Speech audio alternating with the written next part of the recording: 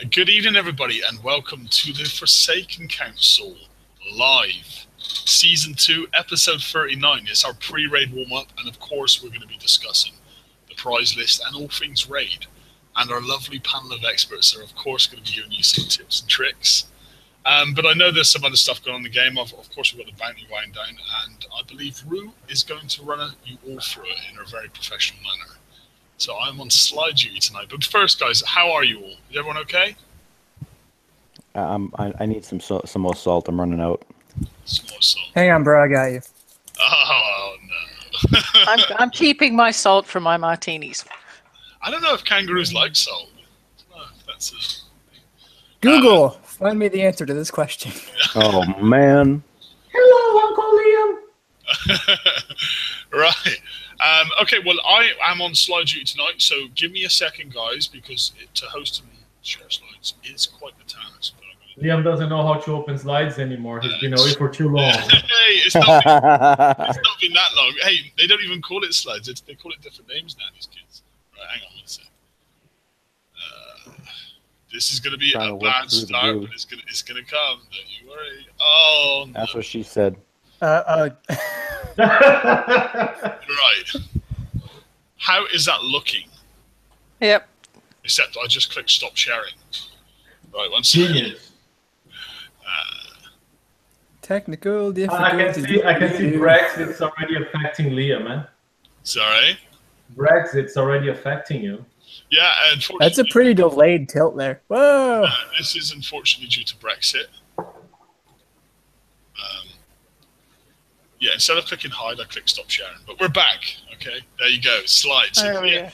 TFC Season 2, Episode 39, 11th October 2017. Okay, Rue, take it away. Okay, good evening all. Three things to go over tonight. And first one we're going to be doing is a quick review of Bounty 2.0. Then we're going to take a look at the Caress of Steel raid. We've got the prizes as well as the overview and some tips and tricks to go ahead and help players out. And then we're going to go through some bug fixes and tunings that were released later on today. So let's go ahead and dive right in. So for the first thing for Bounty 2.0, it was kind of more PvE than PvP. There was not a lot of base hitting that was out there. There was, I think I had like 4 or 5 hits on my base, and I'm happy to say that they all failed, but there wasn't a lot of bases that were hit out there. There was no bounty awarded for defending failed attacks. This is something that we have talked about often, where, you know, I've built this really good base, took the time to build it up. I want to make sure that, you know, I get a reward for that. And then we had the grant period and the storing bounty grant period issue. It was not clear in the release notes, and it was further confused by the folks on the Kick show that you could store only one bounty grant, but you had to actually be there when the next one or the second one dropped in order for you to go ahead and get that second bounty. So they granted you 800. You got that while you were asleep. You then had to log on before the next one hit, and then that way you could go ahead and do that. And I think, George, you mentioned they kind of said something along the lines of that you just had to be in. The way that they worded it they misworded it in the release. And that was the problem, because rather than it was a drop, it wasn't really during the bounty period. And that's where a lot of the confusion came up, because one, I don't know if Rampage really understood that when he wrote that release and when they did the show, because what they wrote and what actually happened in game were completely different. But once you understood it was a drop, not you come into the, you know, if you're in during the period, you get the bounty, right? Which is how it was. That's what everyone was thinking at the beginning. So, I mean, there was some people that sent in tickets. They got some bounty and stuff back, but hopefully they will be much clearer next time. Yeah. And so I think, Ren, you coined the term. It was a timed drop as opposed to just a grant period per se. Yeah, and to me it's a very important difference, right? If it's a grant period, it's like you can show up at the door between the hours of noon and 4 p.m. and get your bounty. That'll be a grant period. You can show up during, right?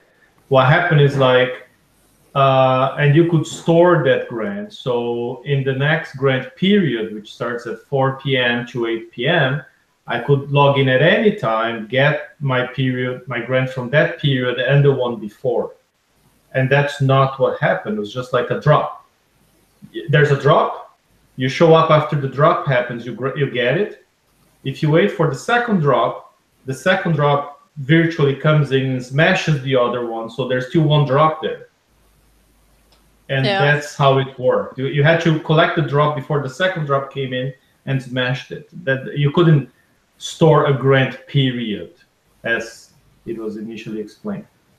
Yeah, I think part of what drove this was, and I'll admit to it, I did it. I ran a dead base in the first bounty, and so I think by not having the generation and actually having the grant periods or the grant drops, that forced you to go into your base to get something, and that forced you to be there and to start the repair on your base, and so therefore the logic following that would be that there are more targets to hit for people who are actually out there hitting bases. And so I don't think that making it so that you have to log in to be there for that second one really makes any difference. As long as somebody's logging in that 4-hour period, that starts the base repair. And in fact, if you get it and then log in right afterwards, then your base is repaired quicker. Well, I mean, I think that's the reason why it was even more confusing, is because if it was a grant period, you would eventually inside of that time go into your base so you could actually get it. If it was just a drop, you didn't have to go into your base until the next time you wanted to actually get the drop. That's two different things completely, Yeah. Yeah. So, I don't know, my 2 cents on the whole bounty. I wasn't going to play. Sorry, I wasn't going to opt in. I ended up opting in but not playing, if that makes any sense. So by not playing bounty, and I was just getting the grants, and not all of them, I missed 1 or 2 every day, but I got 2, 3, I don't know. It was 6 grants a day. I think I was getting like 4 a day. And then I took my prides out and hit a 96 just to complete 1,700, right? Because you get a drop, you get another drop, 1,600, you hit a 96, you get 100. Then I could bank. And just by doing that, which means not a PvP event at all, or not even actively chasing 99s or anything, I ended up with over 17,000 bounty. So I got the turret, I got the special, and I got the 12-hour token. And I have 1,100 bounty left and nothing to do with it.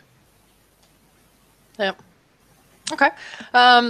The only hit up is still an issue. But there were little bases that were getting hit by very, very high levels, and I still strongly believe that is something that they need to address. Even though you get the grant periods and you were able to do things, there were players that were out there that were hitting 40, 50 levels below them.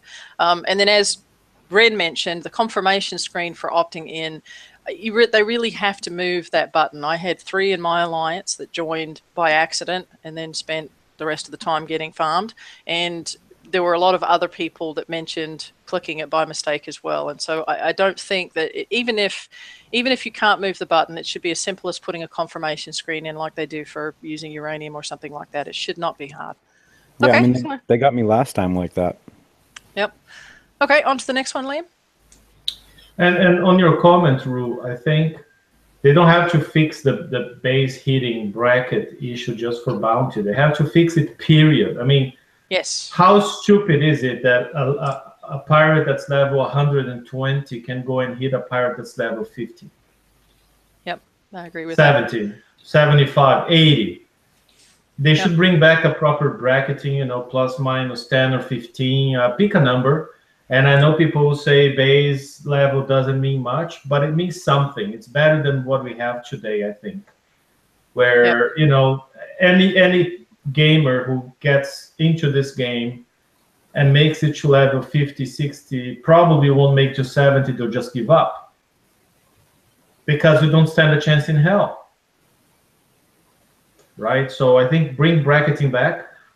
Plus minus 5 up to 50, plus minus 10 up to, I don't know, 80, and plus minus 15 after. It's not a perfect system, but what we have today is just ridiculous. Yeah, and the only people who like that are the guys who are level 120 and farm the easy ones for life points every week. At the bare minimum, at least bring the minimum up to like freaking 70 or something. I mean, 50 is just ridiculous at this point. Yeah, I mean, have you hit a level 80 base? A level 80 base is usually ridiculously easy.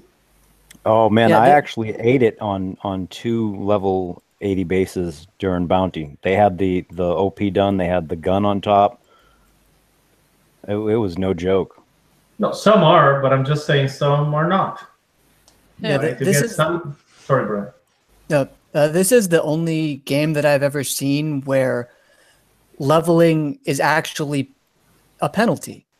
You'll get hit at 50 and you'll lose raid points, and so on and so forth. Normally in these sorts of games that have leveling systems, leveling is a fair and accurate representation of your overall characters or party level's power, and it's just not here. Like, they failed at level 1 when making this leveling system.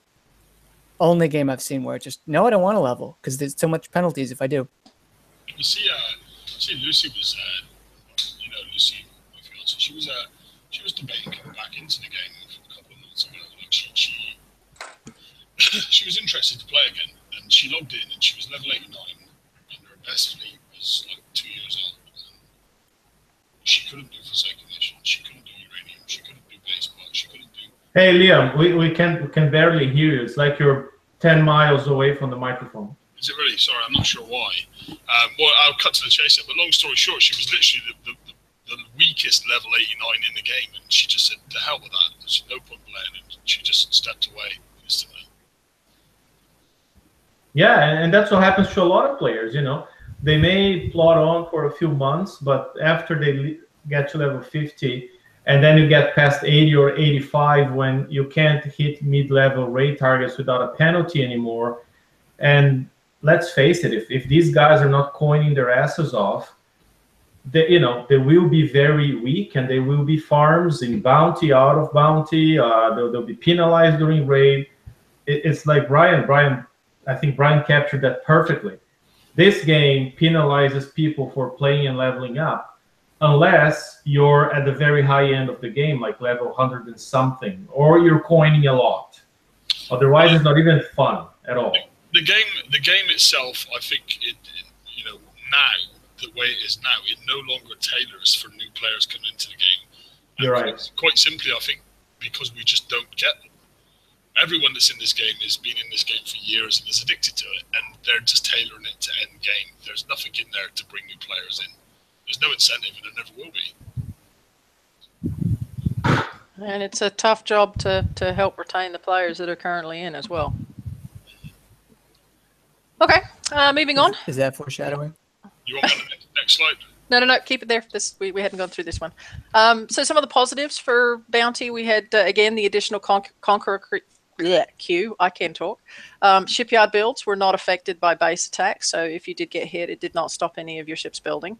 The locator did indicate the base and the sector of the target, so you're able to go ahead and find them. And they also had the base timer to show how long a player is bubbled, and so you could sit there and say, I can go back and hit this person in X many hours. And then, of course, we already talked about this, the Grant versus Generation and not running dead bases. So there were more targets out there to hit. They were a lot stronger, but there were more targets that were out there. And then the bonus bounty occupied bases. We had the regular bounty occupied bases. There was a level 80, 88, I think it was, or 80, 86 and a 96. And then we had these two new ones, which were bonus bounty occupied bases. And if you could manage to catch them while they were on, there were huge amounts that were awarded. I think some of them were paying up to 6,000 or 7,000 in bounty that was available. I did actually catch two of them and killed myself on one of them, but I was able to get one of the other ones done. And it did award really good bounty. The only issue with that was the communication of how many times they will spawn each day. There was nothing in the release notes. I do believe that GDA did mention a couple of spawns that people were reporting on their live show that they had. And so I'm hopeful that if they do this again, because I did spend 2 hours one night looking for these stupid things and drove me nuts and I gave up.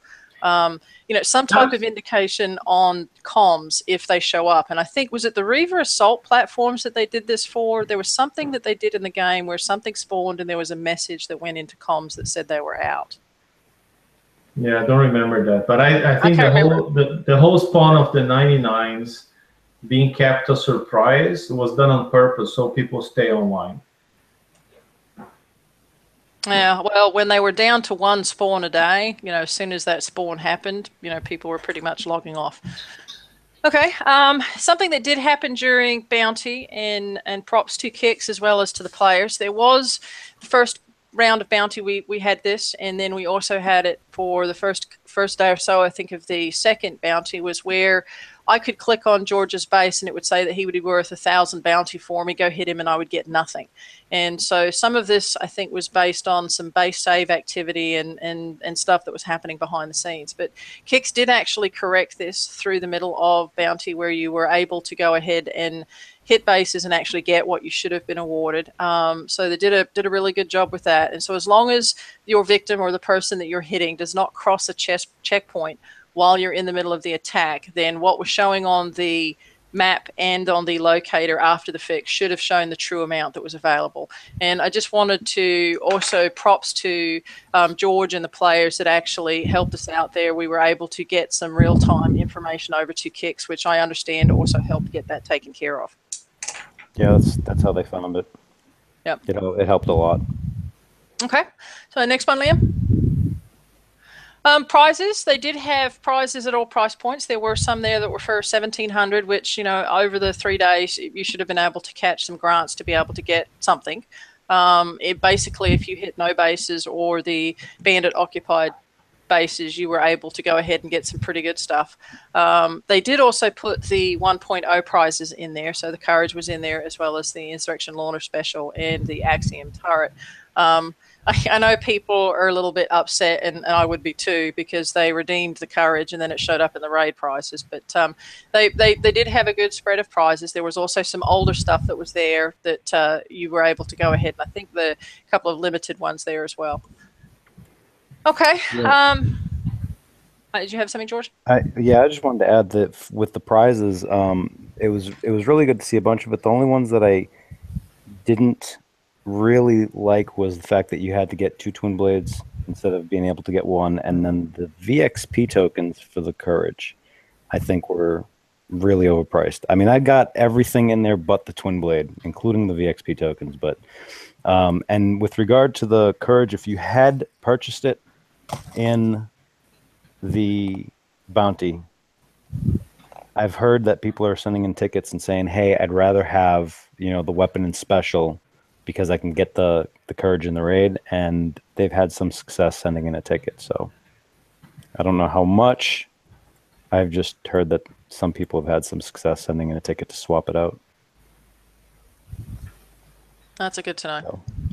Okay, so that was our roundup for Bounty. They did fix a lot of the glitches with the display issues on Bounty and a couple of the other things. So that was really encouraging. And so hopefully we'll see what happens with the next one, 3.0. And so moving on to the raid, which starts tomorrow. It is the Caress of Steel. And the Forsaken have continued their push towards the Lost Continent. Greta Spada and Isserus have formed an alliance between the Draconians and the Scourge. There are whispers that there may be more beneath the surface to their alliance. The combined power of the Fangtooth fleets and the Hunter MK1 fleets may be too much for the Forsaken to overcome. The event runs from Thursday, October the 12th at 9 a.m., running through until Monday the 16th at 9 a.m. PDT. So there's something more underneath the surface. So like, is there something going on between them, and that's why Visago ended up dying? I'm just curious now. I'm not sure on that. Okay, Liam, if you want to move through. Okay, again, as per normal. And just in case anyone missed the reference there, Caress of Steel is an album by Rush from the late 70s or early 80s. I think it's late 70s. You old bastard. Copyright claim. The next raid in the cycle. The next raid in the cycle is going to be Blue Steel. Let me jump ahead a ways. No, I'm thinking the next raid will be a Farewell to Kings, and the last one will be Permanent Waves. How about which are all which are all Rush albums. Well, they'd call it a Farewell to Mercs, actually. Oh, that's this one. Exactly. Okay. So again, Corrosive Steel will start staggered starts as per normal, starting at Alpha all the way through until Epsilon, and then on to the next one there, Liam.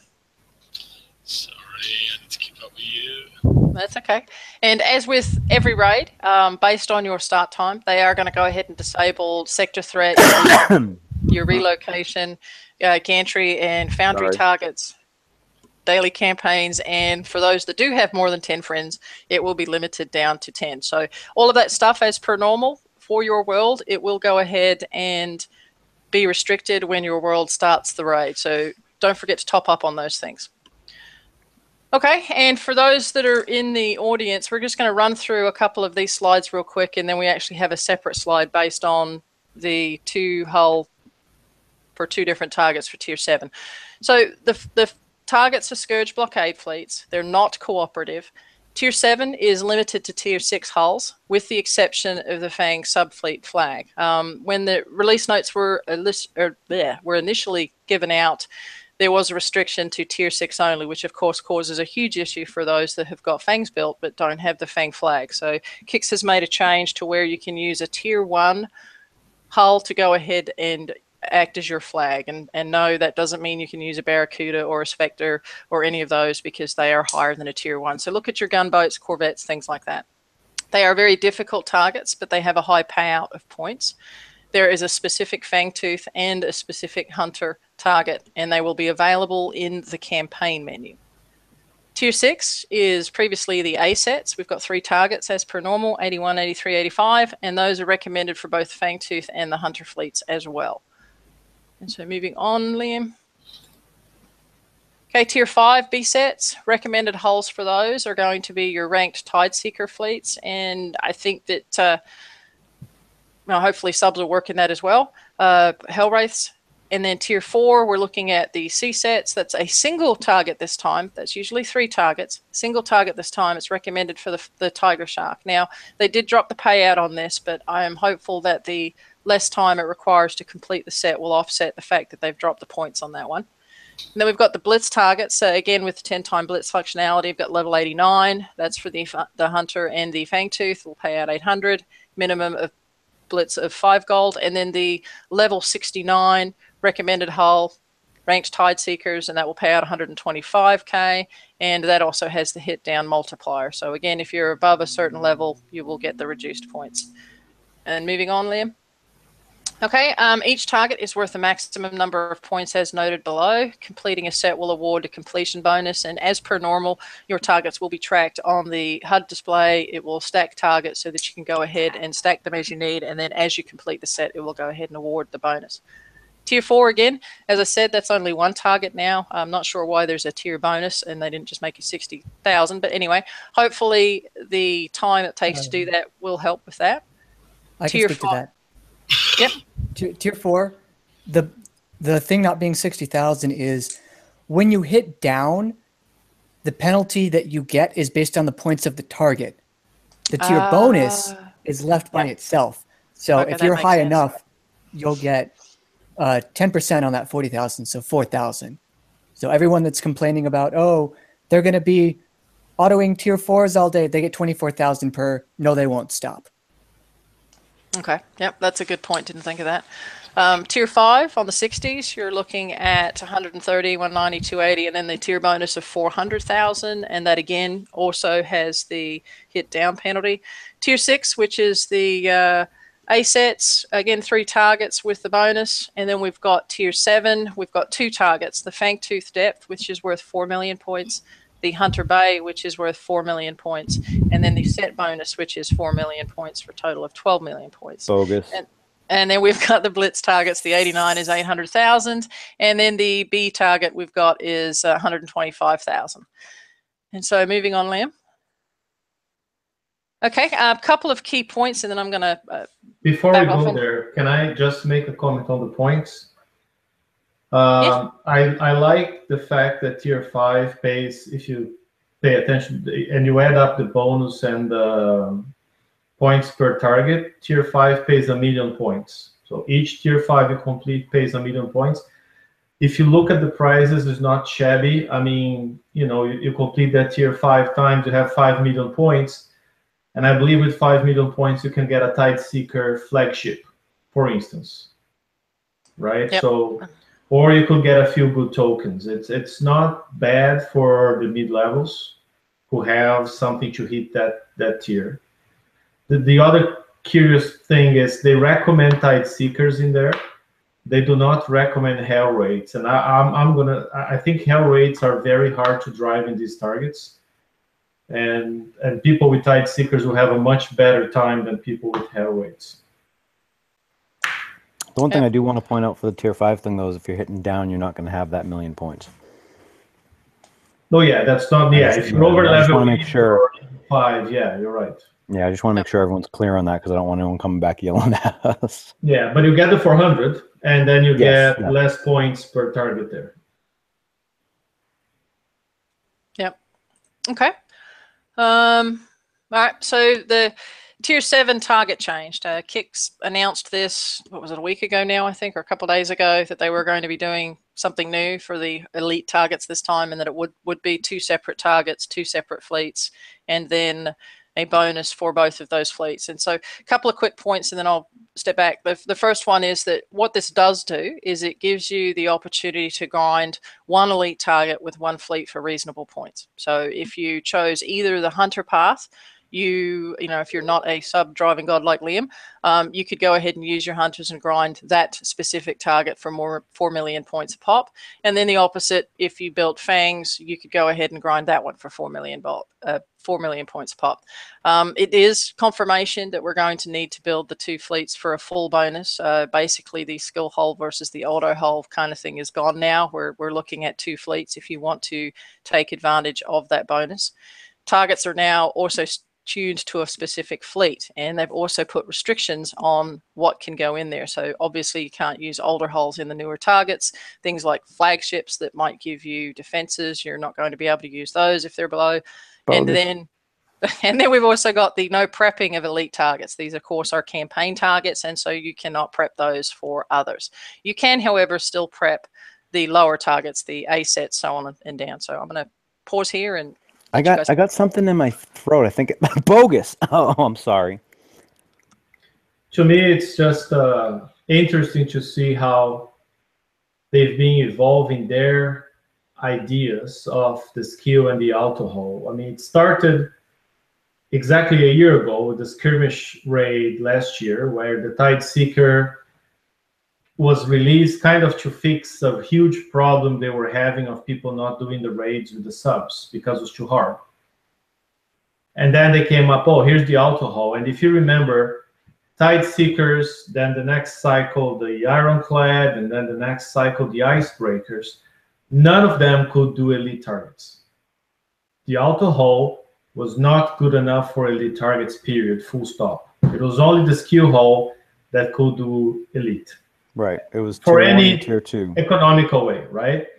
Then in the assault raid, they came up with an auto hull that was so good, and I'm going to say it was as good as the skill hull. So now you could choose, okay, I can use the Skyfire or the Phoenix in the first month. In the second month, they had the 103 where you could use the Phoenix, but the Skyfire couldn't finish it because of Rudolph. Then to fix that, they came with the 106, but then the 106 was better for the auto hull, the Skyfire, than the Phoenix. And people were up in arms saying that's not fair. The skill hull should be better because everybody was used for 10 months. The skill hull was better, right? And now for some reason they've changed their whole interpretation of the auto versus the skill hull, where now both are supposed to be as good as each other. So now they're going to give 1 target for each one, which to me doesn't make any sense at all. What's even worse is it's without communicating that change to us. That's a bad thing. They communicated 2-3 days ago, right?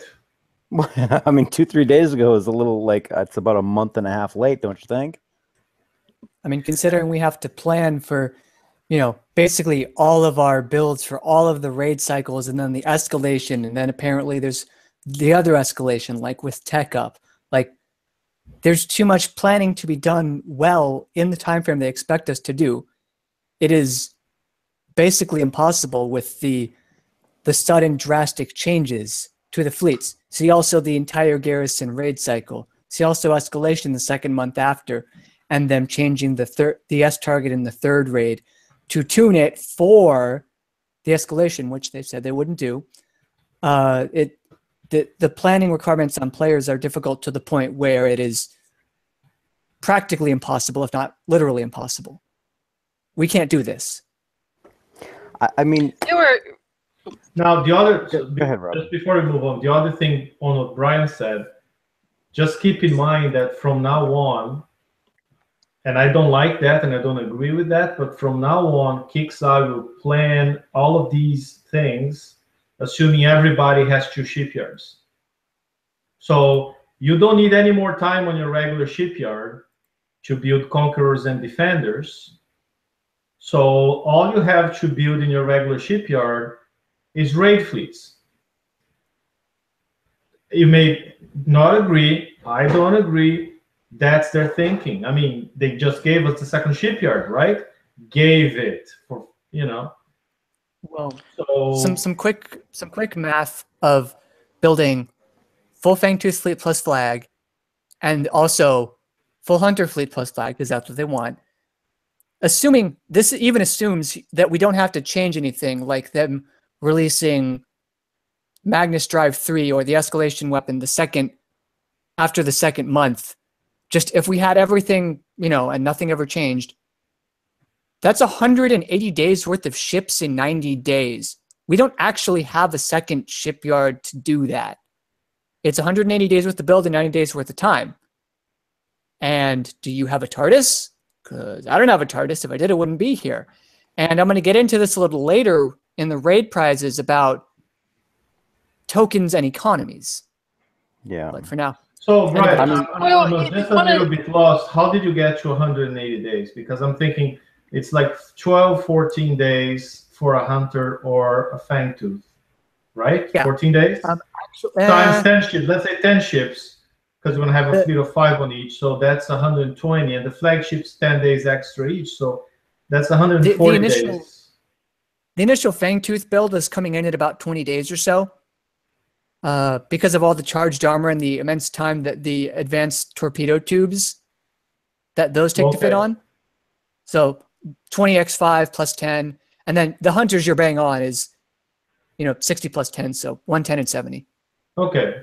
And then the only thing is now you got to consider that in all the TLCs, there is a certain amount of tokens. And in FM, there's a certain amount of tokens.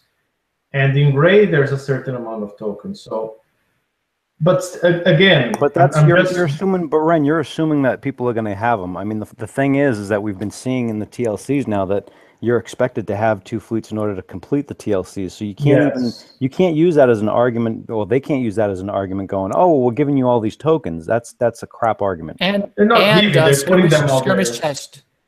Skirmish chest RNG. You have to get lucky. Yeah, or it is very beneficial for you to be lucky.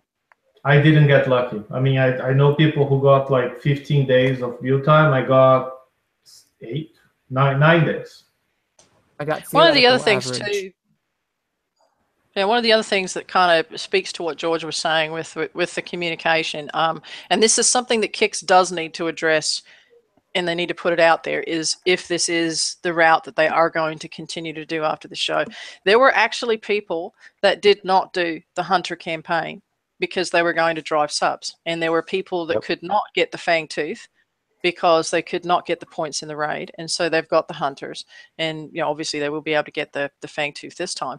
But again, there were people that actually took the conscious decision and said, I'm just going to go the sub route because I was able to use my subs last time, and the same thing. And so we kind of got an inkling of it with the last raid where they made it hard, but you could still use both fleets on both targets. You may have paid a little bit more, but you could still use the fleet, and that's totally been removed now. And so the other thing is the opposite of that is, well, what happens to the people that can't stand driving subs? I mean, the Fangtooth isn't exactly like a typical sub, but it still has kind of like the same binary methodology, because if you get seen and you mess up, you're going to be hurting, right?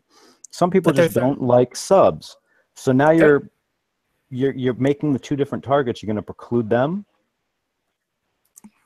And let me put this one thing out there, because for everybody objecting, the official party line from Kixeye has been, no, there's no penalty. Back in July with the 100 from assault, you were scoring about 4 million points.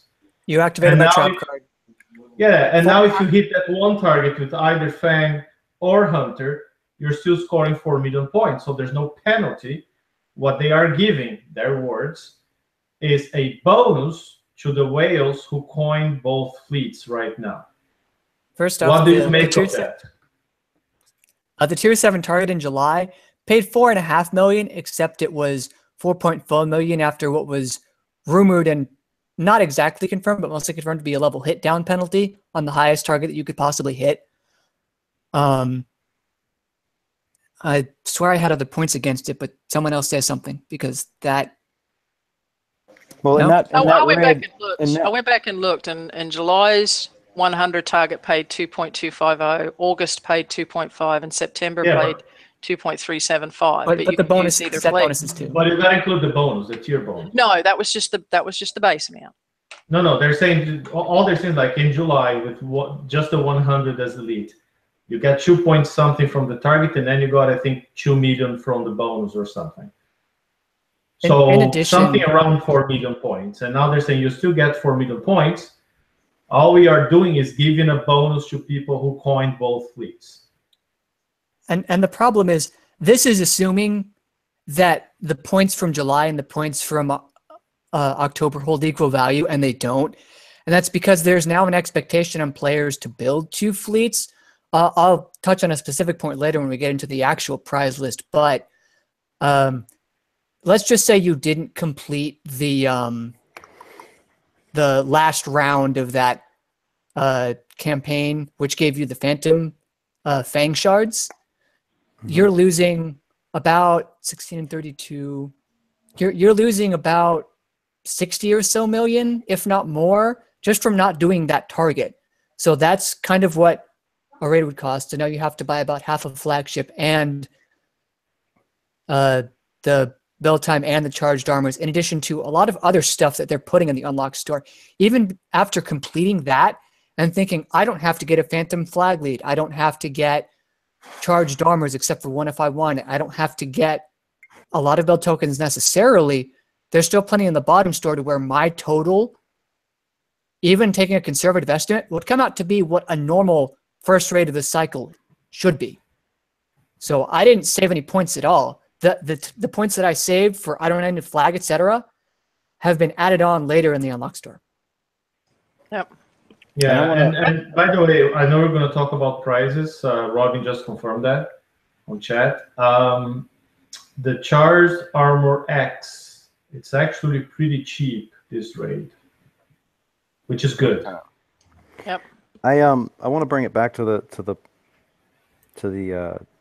slide so we can keep going too. But I mean, the thing with the tier 7 target change that I have, it's a fundamental issue, is that you're putting it into the campaign side now when we really don't need it. Like, we needed that when there were targets that you had to hit multiple times and people were sniping targets. Emery, I'm talking to you. This is to preclude anyone helping anybody else. That's a bad thing. And then on top of it, we're getting boxed in further and further in terms of, well, you know what, I can't bring my tides in here. Why not? I mean, the line is that they don't want to have anyone have a bad, experience bringing in their tides and stuff. And I'm sorry, this is not the nanny state. This is a game. If I want to bring my tides in, why not?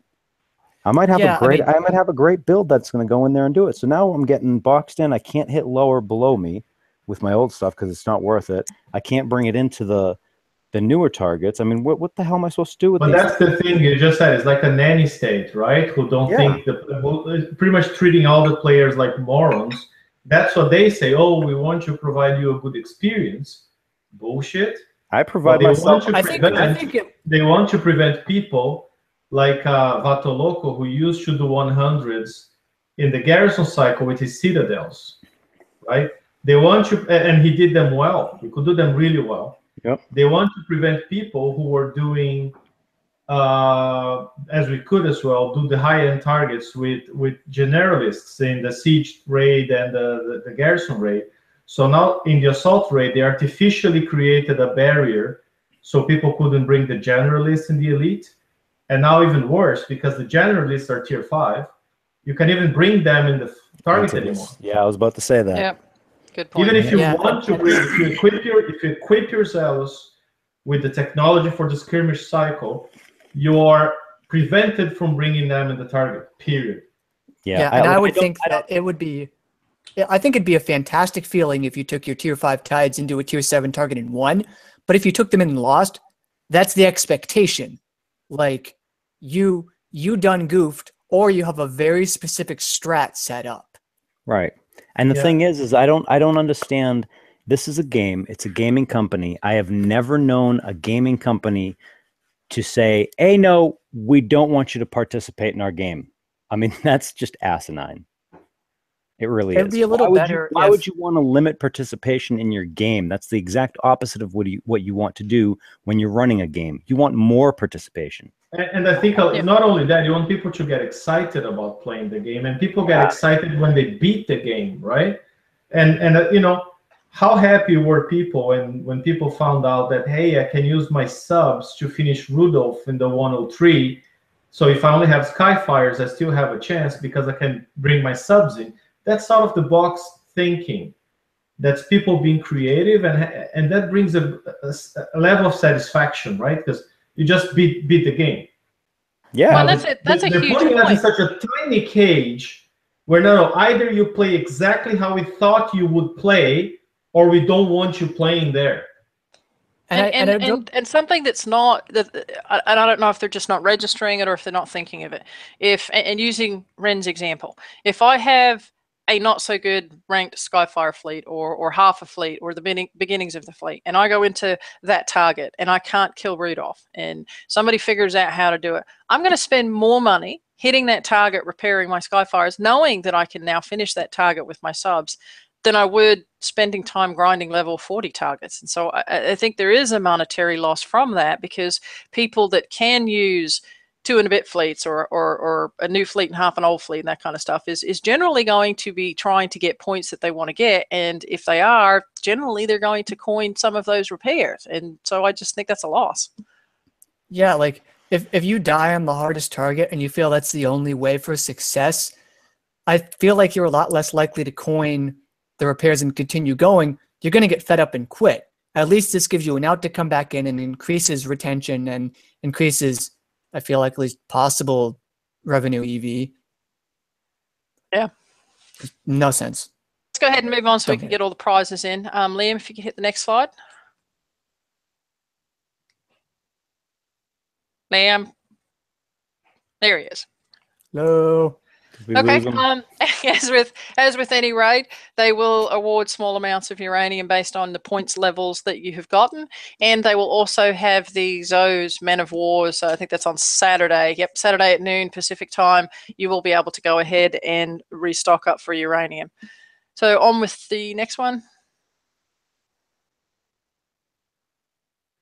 Okay, and just some general raid things. First off, you want to make sure that you stock up on your uranium, your titanium, and base parts before the raid.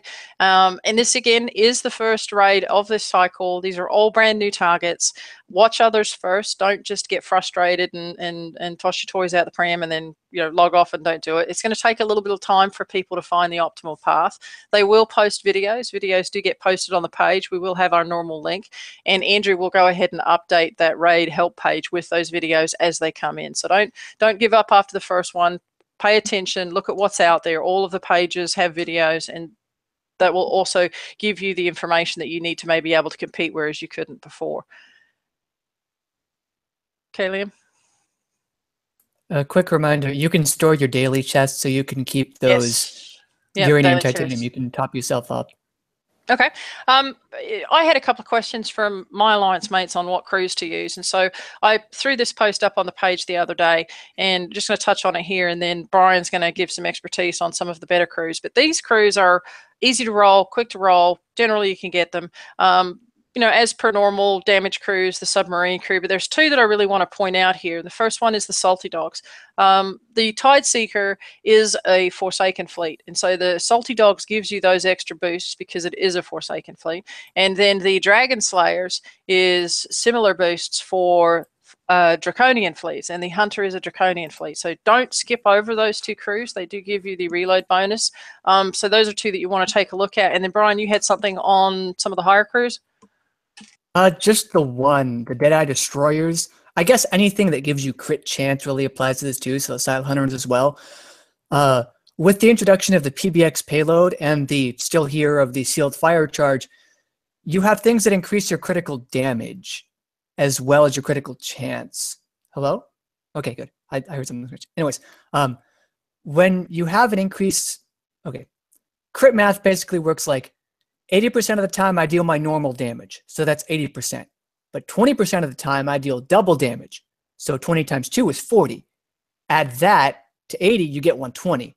So you're doing more damage based on your critical chance. And that's assuming crits deal double damage. But with these, with the PBX payload and the Sealed Fire Charge, you're increasing your critical damage. It's now triple the damage on a crit, rather than double. So that 20% boost that you gain is now a 40% boost. You're doubling that extra buff that you get when you have a Sealed Fire Charge or PBX payload. So anything with crits is going to be of a lot higher value in the coming raids because you're going to have more crit damage. Nice. Okay, so there's a couple of crews to think about for the raid. Again, some of them are easy, some are a little bit harder, but don't overlook those two that give the faction bonus. Okay, Liam? And just one thing that we're talking in chat, we strongly recommend that people stock up on resources, base parts, and titanium before the raid starts for multiple reasons. The only special resource you can get during raids is uranium. There is no source of titanium during raid unless you have some chests I don't even know if chests from Beta give titanium. I know they give base parts. But anyways, I don't think they do. Yeah, there's no source on the map for titanium or base parts. And for instance, I happen to have one building that's going to finish upgrading in 2 days, right in the middle of the raid. And so I've maxed out my base parts. And the other thing is, if you look at the Fangtooth cargo ability, it doesn't even transport enough to pay for its own repairs. So we will be running a deficit during the raid where if you don't start stocked up, at some point in the raid, you're going to have to stop raiding and go hit whatever you can find on the map for resources. And especially if you have any new buildings, any upgrades, anything big to start doing raid, it's going to be tough. Yep, good points. Okay, moving on to the prize tree. This is the top section of the prize tree. Obviously, we've got the advanced torpedo tubes. We've got basically the Fang route, and then basically we've got the Hunter route. Of note, the Fangtooth is only 20 million points. It was 60 originally. And the Hunter, which was awarded in the TLC, is only 15 million points. One of the points that needs to be made and people need to be aware of is that you'll need to redeem either the torpedo tubes or the PBX payload in order to open the locked store. If you already own both of those, then you're fine. But if you don't own those, then you're going to have to make your way up the tree in order to get to the locked store. So I have a question. I didn't read.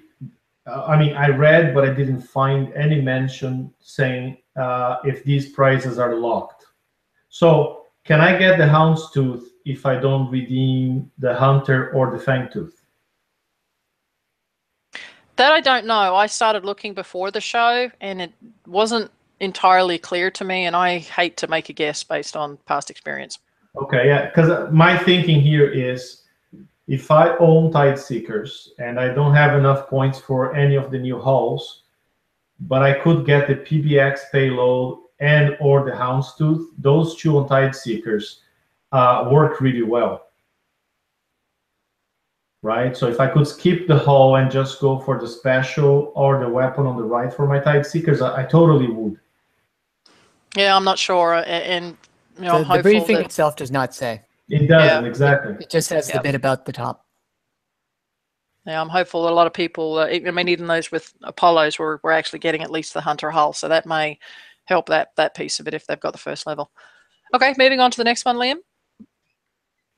Okay, this is the bottom half of the tree. You can get the Hellwraith, the Fire Twisters, and the Sealed Fire Charge. Sealed Fire Charge is, if you don't have it, a good thing to put on your fangs. And then we've got the Tide Seeker, the Garwood, and the Advanced Concussive Payload available as well. And those prices aren't actually too unreasonable, so I think that's good for the folks that... Here's what I don't get, though. I mean, if anybody's going to redeem these prizes, it means they don't have them. Right? Yep. Okay. So if somebody doesn't have any of those ships, it means the next best thing they would have are Tiger Sharks. And the Tiger Shark tier pays Crap. 60,000 if you don't have a penalty. Oh, if you don't have a penalty, 60,000 points. So we may look at them from our perspective as high-level players and say, yeah, 2 million points is cheap. But I like to rectify that perception. No, it's not. If you need Tide Seekers right now, meaning you don't have anything that good, meaning you have Tiger Sharks or some older sub like that, scoring those 2 million points, it's a huge task because you're going to have to do them 60,000 points at a time. Yep. Unless somebody else preps them for you. And if you're coming back, it's even worse because it's only 24,000 a pop. Yeah, that with no penalty, just the Tide Seeker alone is 34 targets. And with the penalty, say you're an 87, you just came back after a year and a half, and didn't get the offer to buy the Tide Seekers for $10. Yep. So 84. You got to start over. 84 targets. That's insane. 4 days, they're extra. For a damn Tide Seeker. Well, there are the Tide Seeker, both Tide Seeker and the Hellwraith have been available in recent raids as well. So it may not be a case of having to get everything. But isn't the Hellwraith in the Foundry? Those are good points. Sorry, Hellwraith in the Foundry? I'm not sure on that. I don't know, but again, the thing is I'm just saying again, you want to be inclusive of all your players. You don't want to exclude them like this. Yeah. I think. I think George or Brian mentioned that before. The kick size is not doing anything in the game for new players anymore, and I tend to agree because when you look at the payout of a tier 4, so you can get the hull to hit a tier 5. It doesn't make any sense. I mean, which kind of player is going to grind 84 targets? Right. With Tiger Sharks to get the Tide. The actual answer is they just give them the Tide Seeker fleet upon relogging in. Exactly. I mean, that's the thing that I've pushed. They don't think about it. They don't care. Yeah, that's the thing that I've pushed for I don't know how long now. After X amount of months, give the crap away. You want players to be able... Look, say someone... let's go with a feel-good story, right? Someone gets sick. They're in the hospital for friggin' 6 months. They get out. They want to come play again. They're screwed. Why do that? I want someone to come in, brand new player, pick a tech level that's relevant to today's game, not to what it was 5 years ago. I mean, why the hell? Yeah. I don't need battle barges, right? You come in, you start a new player, start them off at level 20, 25, and here's a whole bunch of cool crap. Come and play the game, man. Yeah. To be fair, and I think I've been lucky. It's no secret that I have an abandoned alt account, and I just log in there every 2-3 months. Just to see what I get. It's a hobby I have now, logging in my alt every 2 months to see what I get. So in the past 2 years, that account got a full fleet of rhinos in the Legion assault raid. Then it got a couple Tide Seekers. Then it got the Skyfire fleet built by Kix. It also got 2 Ironclads before that. And then after everybody complained that Kix was giving the Skyfires away as the brand new hull, they started giving out Assault Zealouses. So that account got a fleet of five fully built Assault Zelos without flagship. So it's kind of, and I know some people now are getting the skirmish build Zeloses again for returning to the game. The problem is people who have been away and return get those things. People who are just grinding don't. And for people who are grinding and showing up every week and grinding and trying to get out of that into a good place, don't stand a chance. If they don't have the Tide Seekers, honestly, they can't get the Tide Seekers unless they pay someone to get the Tide Seeker for them or find a good friend. Well, they can't now. I mean, you know, campaign tower. Well, I can't on the lower ones. The answer with that is having prep base sets, but ain't nobody got time for that. Yeah. Yeah. Now. So just to finish that. Now, somebody with the Tide Seeker, able to hit tier 5, I can see that person being able to redeem one of the brand new hulls. Because you get somewhere close to 1 million points, even with the hit penalty, 700K or something, I don't know. You know, so you can hit enough to score 15 million points during the weekend. Yeah, no, they're good points. And player retention, and not just for the lower players, but player retention for the players that are in there now struggling is a huge thing. But anyway, okay, we're coming up on time here, so we need to go ahead and move forward. Liam, if we could run through the rest of these. Sure, no problem. Okay, so that was the main prize tree. Here's the lock store. Again, you need to get one of those 2 specials from the other page at the top level in order to go ahead and unlock these. So we've got shards. The one thing that I did like about this that is a positive for the raid is the Fang shards. If you did the TLC and you were unable to get the last prize pack and I can't remember, I think it was 7, maybe it was 7 shards that you had. You'll have 6 shards if you didn't do the last 6 one. shards. Okay, so if you didn't do the last level of that TLC, you have 6 shards and you're short 4. Rather than you having to go ahead and spend 40 million points to get that hull, you can go ahead and get the individual shards for the hull. So that was a positive thing. If you didn't do the TLC at all, then you can go ahead and do the points route. One of the things that was asked today on the forums was that if you could claim more than 1 fangtooth, or if you could hold more than 1 fangtooth, and it was reported back on the forum that you could not, and that you were only allowed to have 1. And I'm going to throw this to you, George. The print shows or indicates something different. Yes, I disagree, because if you look at the print, each flagship and each limited hull has, if you look at the print, either a set limit, a hard limit, which is actually listed, or it's not listed at all, like the Raina's Rage. If you look at it, you have number built and number available. There's no limit, there's no / number limit saying that you can't have more than 1. Yeah. Right? Like I have 2 Rainas. The same thing is set up with the Phantom Fangtooth, in which, you know, this is how it's been with every hull that has had that setup in the print. You can have more than 1. So I don't know who's talking to who or where or what at Kixeye, but what they've stated does not match with what the print says. And so we know Kixeye well enough to know that sometimes they don't communicate well. Ha ha ha.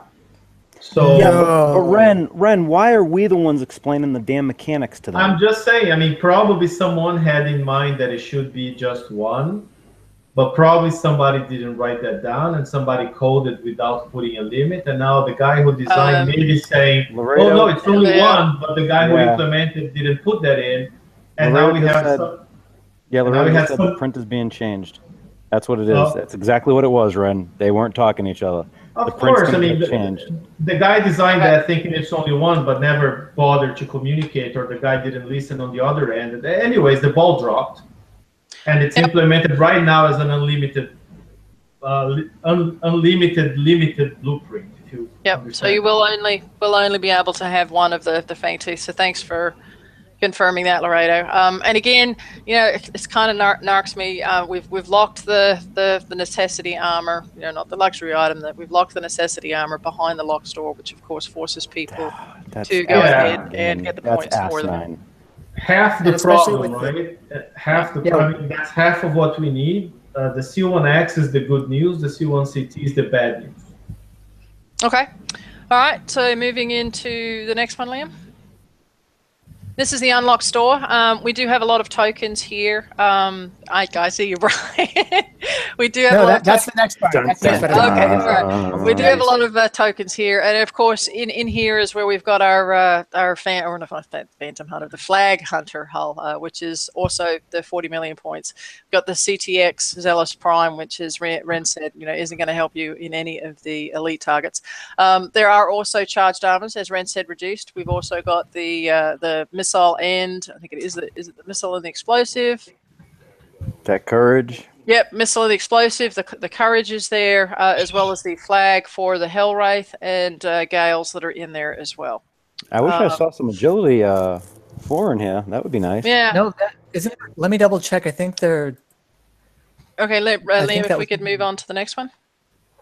And by the way, the fact that the courage is there is just one thing that I try to tell people. Like, don't get too worried if you can't make bounty. Things from bounty will cascade into raids and stuff over time. So it's totally, entirely optional. You didn't do bounty, fine.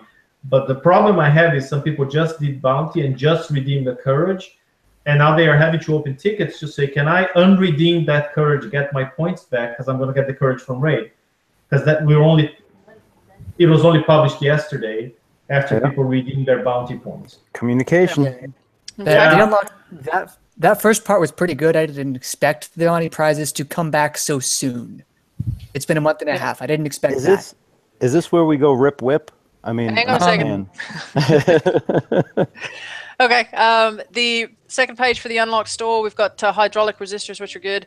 We've also got some of the limited turrets that were there last time. My understanding is that the limits have not been increased. So if you did get all 5 last time, my understanding is that there is no increase. We've also got Tideseeker tokens, Hellwraith tokens, and I'm going to turn this over to Brian for a second, and I highlighted this, they've got 10 of the 2-day tokens. If you've not upgraded your shipyard, or if you weren't planning ahead and you used your tokens for your OP, if you were able to get points, take a look at using these and getting that shipyard done and out of the way, because you cannot use your shipyard while it's upgrading. So there's 20 days worth of tokens there. So plan, if you can, work through those. I know there's a limit on how many you can store. You can't store all of them, but take the time if you can to go ahead and work that in. And then, Brian, I think you can only store 5. Yeah, 5 at a time. Is it 5? I wasn't sure if it was 2 or 5. So it's 5. Yeah, and as Cuddle said, the same thing on the Hunter tokens as well. We've got 10 of those there, which will help go ahead and finish that second fleet if you'd already gone the Fang route. And then, Brian. All right. Okay. So you'll see just above that Hunter Mark 1 one-day build token is 4 million points. Now, if you remember from just a minute ago, the generic one-day ship build token was 3.5 million points. So, and it's been a day, so I figure that if that was a typo, and I know that this was brought to the attention of people through forums, etc., so it's not a typo. So, again, this Hunter Mark 1 day token is more than a one-day generic ship build token. The person who assigned this price is objectively wrong, and they need to stop. And Brian, just a little bit of an insight. The way they price is, they're just saying, hey, if you want to build the latest hull we released, it costs more than the average, the generic token. Because they're thinking is if what you want now are hunters, you're going to get the generic tokens and use them towards the hunters. And then if you want to speed them up even more, so next month you get the bonus for hitting both targets, now you pay more. And I consider I'm not saying it's right. I'm just saying that's how they think. Oh, no, I considered the argument of token economy. Yeah. The problem is they don't care about the token economy. And you can see that in the skirmish chests, where you could get anywhere from 5 to 20 days of build time of the Hunter Mark 1. Therefore, that's a 15-day variance, which is basically over a full ship. If you try to go with super swag armor, etc., it's probably about a full ship, which is a quarter of the entire Hunter Mark 1 you'll be building, because they won't work on the flag. It just doesn't make any actual sense at all, because in every situation, the generic ship build token is either stronger than or equal to the Hunter Mark 1 build token. Yeah, and the Hunter Mark 1 build token is more expensive. Yeah, Laredo made a good point on chat as well, saying we cannot hold a whole bunch of one-day generic ship tokens, but we can hold all 10 hunter tokens. That's not a. I mean, that's a.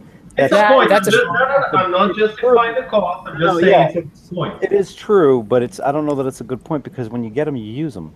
I mean. Yeah, and well, unless you're building something else. I mean, if I'm building something that's 5 days long during raid and I want to store them all, I can. I'm going to be saving them for the escalation stuff that happens, particularly. But the token limits are entirely controlled by Kixeye. You don't feel like smarter or dumber for having saved those, I guess, in theory. And the reason that those limits are so high in the first place is that so they can sell you the mass token deals at reduced prices. Those 40-day builds, 40-day token sets, those 13-day token sets. That's why they're there. They're not there to do you a service. And this in particular, I think is incredibly gouging and incorrect. I understand the reasoning behind it. In the spirit of TFC, like just to try and help the players watching this video, right? Instead of just berating Kixeye because they deserve it. I just wanted to say, my strategy for that, I'm going to go for the 2 fleets. I mean, I've been doing 2 fleets anyway for many cycles. In some cases, I regret doing 2 fleets because one of them suck. But I was going to say, I'm slow building the Fangtooth using the generic tokens as many as I can get, or the class tokens. And I'm only going to build my hunters when I get tokens. So I got tokens from the TLC. I got 9 days. Now I'm going to try and get the 10 more. I bet they're going to run the TLC again in between this raid and the November's raid. So I'm going to get tokens there too. And eventually, I'm going to have both fleets. So they're just in terms of strategy, that's how I'm going to approach it. I mean, question one is, would you be done in time? I think is a big concern considering the variance in the chest. But I mean, honestly, I'll be going for those tokens as well, even though I just spent minutes decrying them and every reason for their existence, because the second fleet is now a significant ask. Like, we get a 4 million point bonus on top of the 4 million each that we get. We get a 50% bonus basically if we do both. Yeah. They're forcing this onto us, and I feel that's undue and unfair pressure. And it won't. And they're doing that to sell these tokens. Yeah, and it won't surprise me. It won't surprise me, Brian, if the bonus goes up next month and up again in December. Yeah, no, I think that's going to be the case as well. I mean, at least we're given the option to do this. I just feel that it's unfortunate in the manner in which they're presenting this, given everything else that they've done, especially with the new style of asset targets. Yeah, it's completely unfair and bogus, and I'm going to call them out for that with logic. And no, I agree with you. I'm not taking your reason. You're bang on. It sucks, but anyways, again, we don't own the game. I wish we did. We could make some decisions here, and you know, because I think there's better ways of making money without constantly pissing off your players / customers, right? Another comment on the turrets. These turrets all take, if you consider the time to take an old turret from the platform and take the old specials out and add the new specials and the new turrets, they all take about 25, 30 days to build. If you're not a high-end player that can get everything and got all the 5 turrets, like last raid, I think I got 3 mortars, 2 countermeasure, 2 Wendigos. That's what I was able to get. And I know that's more than most players already. I was just want to say, if you can only build a couple of them a month without spending your monthly salary in this game, I think they will be featuring for the next many months, just to be there. Of course, people fitting them first will have an advantage, but you don't need to go crazy and try to redeem them all this raid, which is potentially the hardest raid in the cycle because it's the first one. Get 1, get 2, next month, get 1, get 2 as you build them, right? Yeah, that's a really good point. You don't have to have all of them today. No. Yeah, they're good prizes, and at least there are options to facilitate them. You can buy 1 and then use your base parts and buy 5 of those 2-day structure builds, and then it's pretty much done. Yeah, Yeah. and again, they're cheaper. They're cheaper this month than they were last month, and it will not surprise me if they become cheaper again eventually, right? Yep. Okay, let's take a look at the hulls that are going to be released with the raid.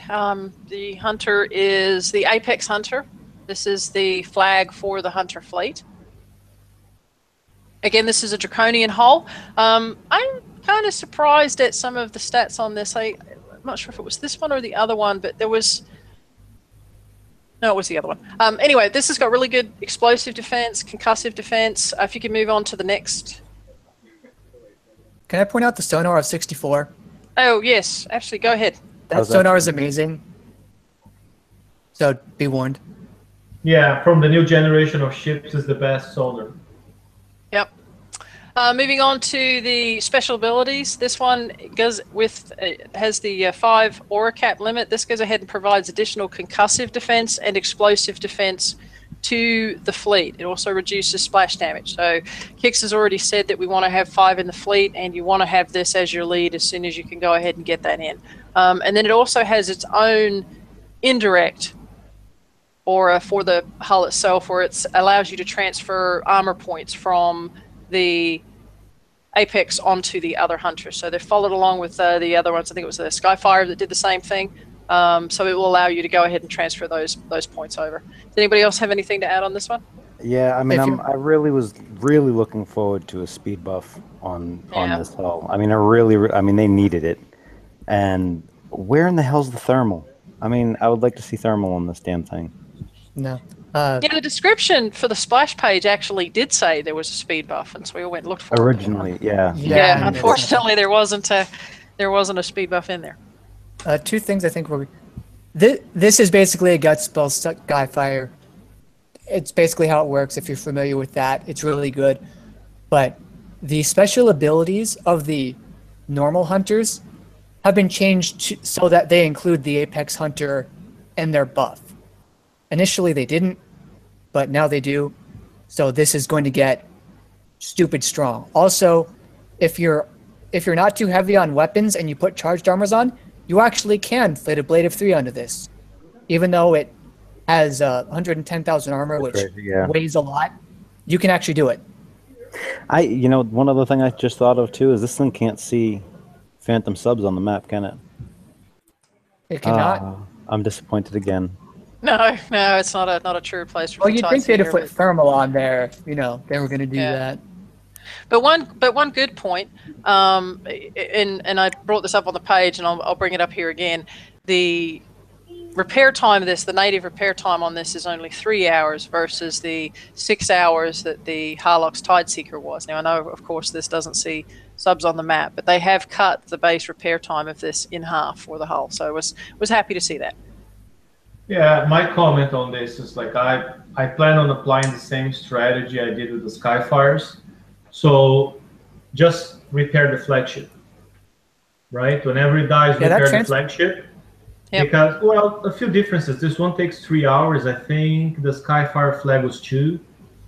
And this one only starts... Yeah, this one only starts transferring health when the other ships are below 50%. The Skyfire was below 75%, so it takes a bit longer. Yeah, the Skyfire is probably exactly why that transfer threshold got changed to 50. But still, at 50, you should have enough health in the flagship, right? If you consider most damage done in the targets is done by splash, and when you have 5 ships in the fleet, you're neutralizing over 90% of splash damage, if I'm not mistaken. Plus the huge deflection they get when they are stacked together.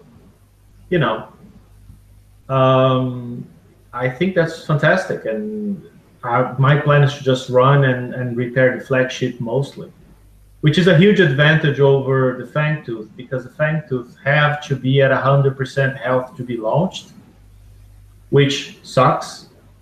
This guy doesn't have that constraint. Yeah, they should do away with that. Dumb as hell. I understand they did that to get rid of zombie subs in the game, but again, the right solution is not to require 100%. If they required 50%, even 50, enough. Yeah. With Anyway, giant splash mortars and even thermal that's greater than our range. if it doesn't if matter anymore. if people zombieing is the issue, 10% takes care of it. I mean, honestly. Considering how they're upping the repair time on these two, it's not like we're gonna, be right back out after a fight. Yeah. This ship is amazing. I think it's the best ship in the raid as a whole. If you had Skyfires, then you knew the difference from a regular Skyfire fleet to one with the flag, and this provides a similar it's effect. huge. It's Oh, huge. it is. It is night and day. This thing is great. Yeah. Holy crap. Yep. Okay. Moving on to the next one. The Phantom Fang. Of course, we've seen this before. This did come in originally through the TLC that we did. If you could go ahead and hit the next page, Liam. Sorry. This one. No, that's okay. I'm kind of moving ahead a little bit. We're over time. The special abilities on this one, it does go ahead and give combat speed boosts and projectile speed boosts. So that really does help with that fleet. And so moving on to the next one. Sure. This is the new Zealous CTX Prime. This is, of course, the Generalist, and this is the Concussive Generalist. I've not had a chance to take a look at this. Does somebody else want to take the lead on this one? It has thermal. It's the only ship with thermal. Mm-hmm. How do you like that, Apex Hunter? Sorry. I mean, I don't know that anybody actually looked at this thing because what are you gonna? Yeah. I mean, it looks fine. Like the stats look like they're meant for exactly what they're for, but I don't think anybody cares. I like the Sonar Cheetos. range, I 90. like the Cheetos color scheme. yeah. Well, I mean, it's mocking. It's spice mocking. special. Yeah. it's driving around on the water, mocking the Apex Hunter. I mean, sonar range of 90, thermal range at 100 of 80. I mean, Can you go to the next screen to have the bonuses? Because that's where it gets interesting. Is the bonuses. Liam, if you can Sorry. push us to the next page. It's not There you sodium. go. So It's something this that's is what off- makes it cool. It's because the weapon already, the Generalist weapon gives about the same damage as the Houndstooth, the one you put on the Hunter. But then you add this flagship, and you get 150% extra damage applied to all ships in the fleet. And you get 100% projectile speed, right? And the Zealous already has like 700 deflection. You get extra 200 ship deflection, so it goes to 900. It's actually a beast. The only problem is it's a tier 5 ship, so Kixeye has prevented us from taking this beast into the elite targets. You can only hit tier 6 with it. Don't get me wrong, it can actually work really well for people who have the Zealous, 4 of them laying around, people who did like I suggested in my video and use Zealous tokens to refit theirs with the mousetrap, depth charge, and that kind of stuff. This is a very good flagship, and it would make a very, very, very strong fleet.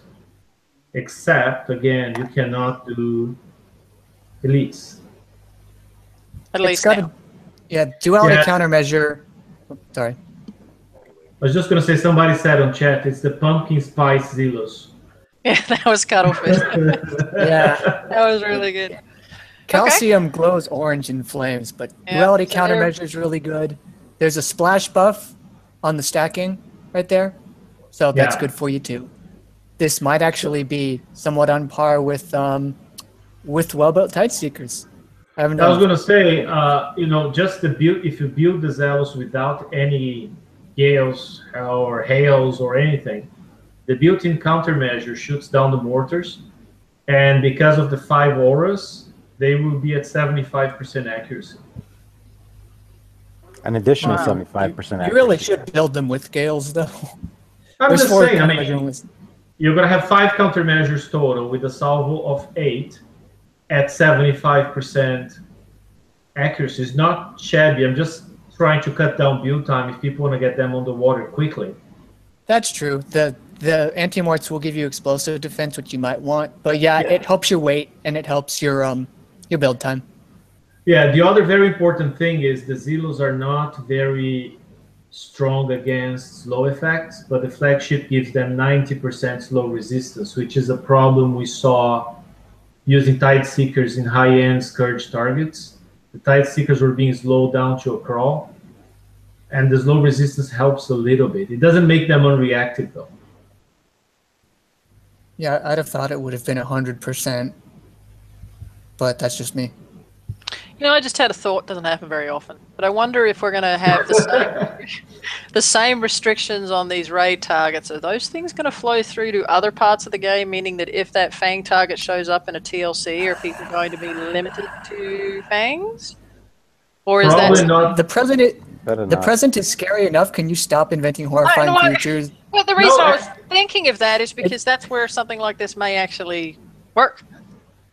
Oh, you're right. Where they're lifted. Oh, I see what you mean.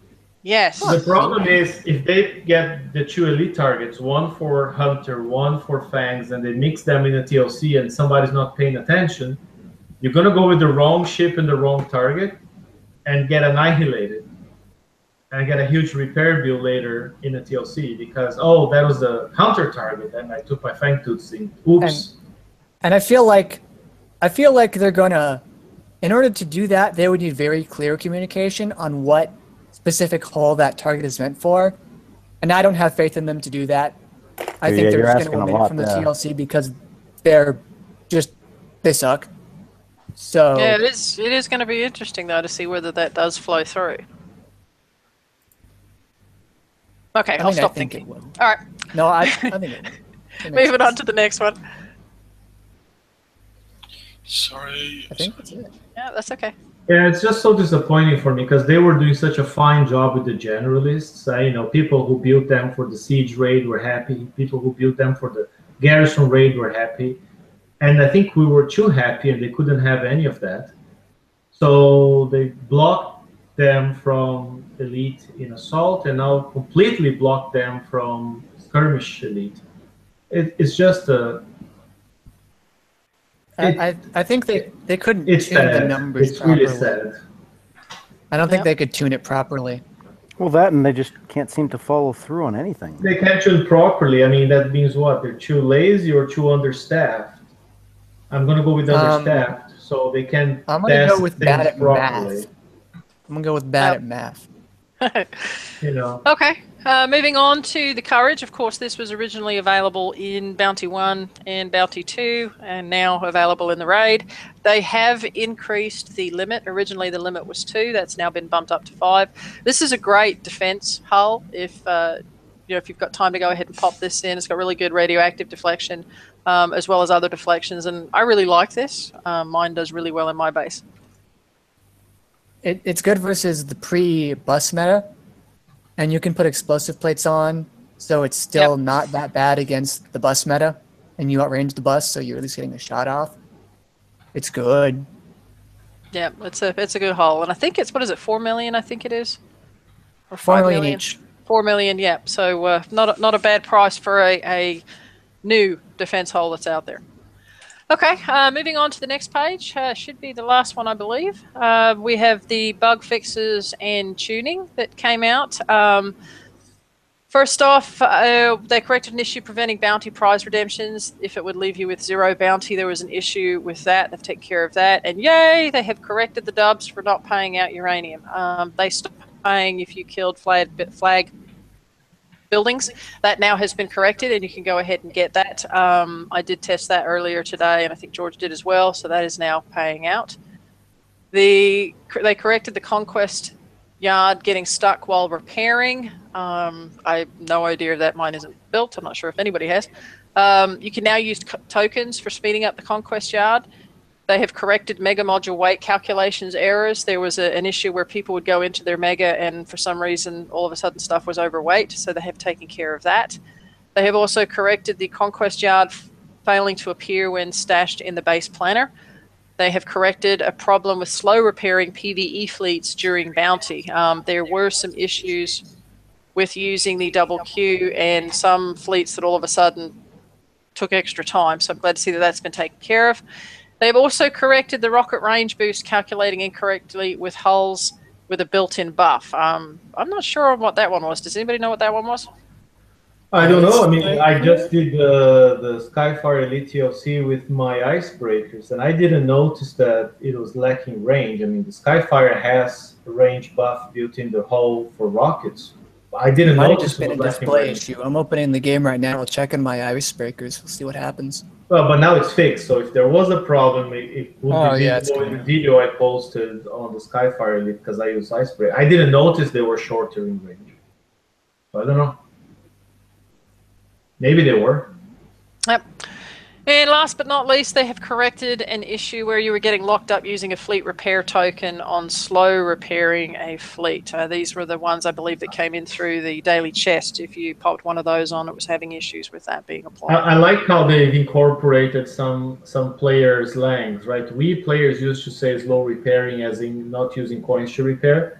But they never did that, and I think now Rampage is learning from the players, I guess, and now he's writing that stuff, slow repairing, choice. Yeah. And I will say, props to Kicks on this. I mean, they've nine things that they fixed this week. I know, obviously, there wasn't a huge update this week because they're, just loaded the stuff for the raid, but I'm glad to see that a lot of these, especially the uranium one, has been corrected. So, good job there. We are right at an hour and a half. Apologies for going so long, but we did have a lot to go over. Does anybody else have anything they want to bring up? Sorry for talking so much. No, it's all good points. I'm just going to say I'm not looking forward to this raid. I'm not looking forward to driving the Fangs. I much rather have the Hunters, but I could not get them done in time for raid. Maybe next month, and I'll much rather drive something like that than drive the Fangs with all their little personality quirks and sub challenges and lag and everything else.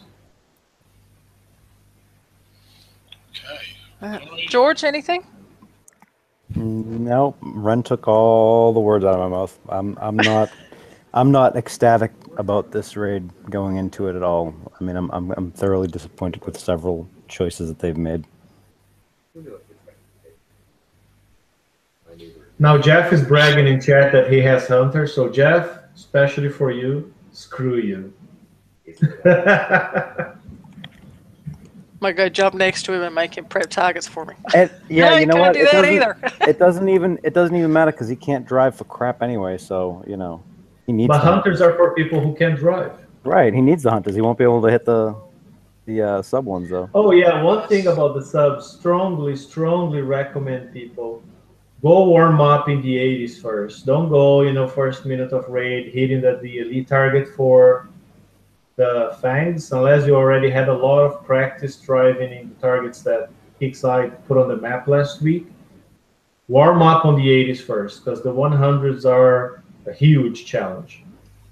Unless, of course, you are Liam, let people figure out you can dive right into both targets with your hands behind your back and blindfolded with your subs. Exactly.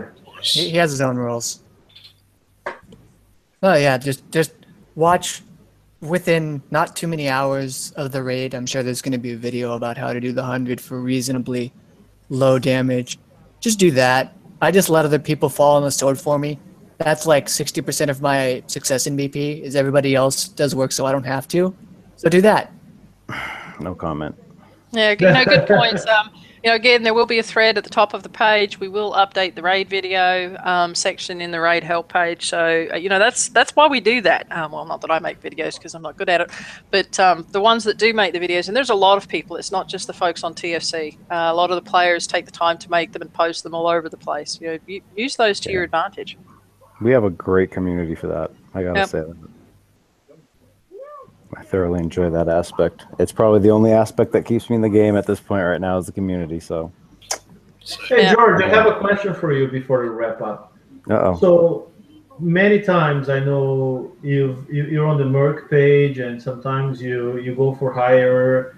So what are the Mercs talking about this month with the whole move of putting the elite targets in the turret? So there's a couple of them that are thinking about doing the A sets for people because if you're going to need a Merc, you're going to be in dire straits this time. Nobody's thrilled about it, and we've actually been having a couple conversations about the economics of it. I really we touched upon in the show. I don't understand. Many of us don't understand what the move for this was because, you know, when people start looking at the cost to do the raid, right? It's either, hey, you can hire a merc and get your stuff done, or you can blow 4, 5, 10 times as much, right? Well, now that you don't have the option for the merc, do you just go, yeah, screw this, I'm just not going to get all that stuff? Oh, no. I mean, you still have the option for the merc. My concern is like for the merc, for you who's selling the service, is not time effective anymore, is it? Because before you could do one target and prep one target, and the person would get a 2 million point bonus. Right. Now you gotta prep 3 targets for the person to get 1.85. So it's gonna take you quote unquote 3 times as long than it took before. But we've had the same bonus. Yeah, but we've had that in the past where we only had the A set at the, you know, for the first raid on one of the raids, and then we had the other raids where there was no retreat button, so we would have to time out. I mean, we've had stuff come up before, and we've been able to get around it. This one is like, this one just feels like a personal shot at the mercs, and I mean that's notwithstanding the players that they've just locked out of being able to get prizes. They've also, you know, pissed off a decent chunk of the community that, you know, a lot of them are coiners, man. A lot of the mercs on that page are heavy coiners. Yeah, but I hope it fixes one thing. I mean, it may break stuff before it fixes, and it may be too late for this game, but I think a game can't rely too much on mercs. You know, no, it would be much better if they see now participation and redemption and points dropping badly. Yes. And then realize, okay, we got to make the tools more available. Like you guys said earlier, we should give away Tide Seekers to everyone, so they don't need mercs, that they can do their own crap. Well, you know, I had written an article on merking before, and one of the things that I personally want to see is I don't want to see the same person using a merc more than 1 or 2 raids. The only reason why I wanted people to use them is to actually just get caught up, get to the point where they can do it themselves and be done. So it's not a permanent thing. I mean, I understand there are a lot of players that you know used them month in and month out, and I just, you know, that's one of those personal, I don't agree with it type things, but it was never supposed, like, it was really never meant to be a permanent thing in the game as such. It's not like, to me, having mercs as a constant fixture of the game is the sign of the game not being in a healthy place. Correct. It's not well balanced. Exactly. If our resources and our skill set is required for any length of time, that's something's not right. Yeah, so I think it's okay. Like somebody on chat said, oh, but some people need them. I think if somebody needs help in one raid as a stepping stone, so next month you can do it, get a friend doing it. Get an alliance mate. I know everybody in my alliance will help somebody once, right? What people don't like is that player that every month, as George already said, comes in, I need help. Oh, I need help. I mean, what is this person building every month, right? That they're never up to speed to do it themselves, and that's the problem. Yeah, and that's what throws everything off. And the idea is, yes, some people may need the help, but in a perfect game world, the difficulty curve would be designed such that no one would ever need the help. Exactly. And that's just in practice, that's really, really hard to do. So maybe you need to pick me up every now and then. They're not even trying. Every now and then, Brian. They're not. If you miss your raid, it's okay, but every now and then. But we know there are players in this game who always ask for help. Always. Well, yep. Yeah. I mean, I like the leg up thing. I don't merc. I mean, if I prep, it's usually for free, and I don't mind giving people preps for friends. Yeah. You know, a leg up or a hand, or, you know, been deployed, or, you know, out sick or what have you, or someone that, you know, you see out there that has ground themselves up to like 20 million points and just need that last 5 million. But yeah, I'd like to see more people working with standing on their own too, or working towards it, and they can't say. And this is one thing that in the past there was, you know, not necessarily it was a bad thing, but, you know, the education and the information is out there.